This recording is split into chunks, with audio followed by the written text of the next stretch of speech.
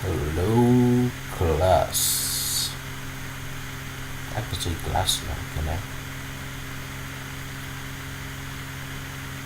Some of them calling it university. Um, Today I want to talk about something interesting, and it's about bias. Now, women have as much bias as men do, and this type of bias is a part of our evolutionary traits. The men would hunt and the women would plant. That's how it happened. So, as we evolved, as we developed, as we created machinery and all of that, that sense of bias still remains. Now, a lot of people are worried about the elections in the USA, about um, President-elect Trump um, being, whether he will carry out what he said in his campaigns, or whether he would actually look at the bigger picture. I think he has reaffirmed many times that he will walk with Americans by using transparency as well as media discretion. What I mean by media discretion is simple. The media, since the time of the printing press, could either send out fear into a nation, or if someone is a criminal and they're on their paper and this man is wanted for this and so forth. And today, I would assume he would rather give his side of the story as well, sort of elaborating. Now, media biases are real. No one can deny that. And looking for a breakthrough story or a scoop has always been there. And the media is supposed to be there for transparency.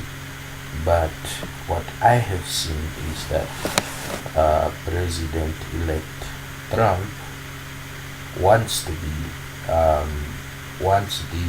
government, his administration, to be the ones that ensure transparency throughout his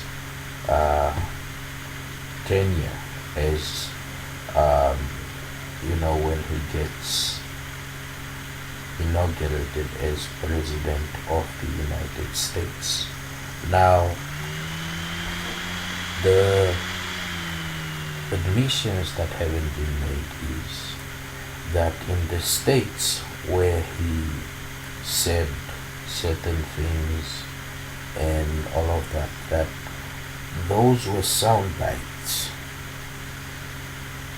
A lot of where the story started and what the people were chanting wasn't really illustrated, which led him to energize the crowd, because of course these election campaigns take time and people get fatigued, and you have to energize them. They become a crowd, and when you have 10,000 people that you want to energize, then of course you will energize them based on the things that they perceive. And This is what Bernie Sanders was able to do, but it's not something that Hillary Clinton was able to do. Now the world is saddened, there won't be a female president or whatever, but that doesn't matter. It shouldn't matter. Equal marriage in all the states is testament to the changing times. All of the other equalities, well, those will be raised by women. That's why it's a democracy, so that people can also push government in a certain direction, but not always in protest of something that might last for a month, but to literally, like the way gay people came together to protest how they were being abused and so forth. That was it was a lifetime commitment for some of these people. Some of them lost their lives, right? And then the accusations that AIDS comes from gay intercourse were completely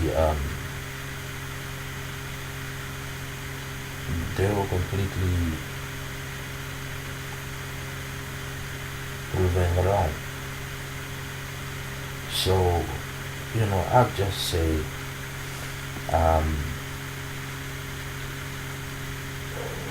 judging the man isn't going to work.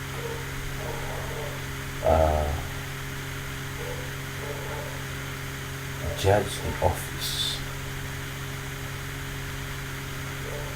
right? And the office will make the man.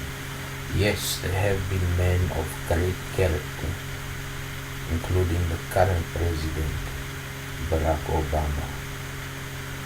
Great character.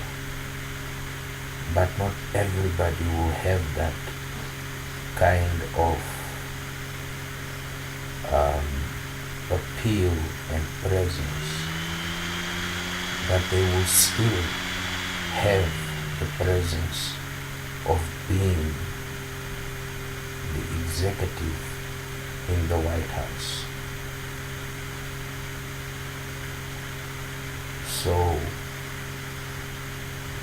making sure the elections reflected what the people wanted was important. And when you do your calculations and so forth, and you look at this and that, you realize this is what the people actually want. And it's a democracy.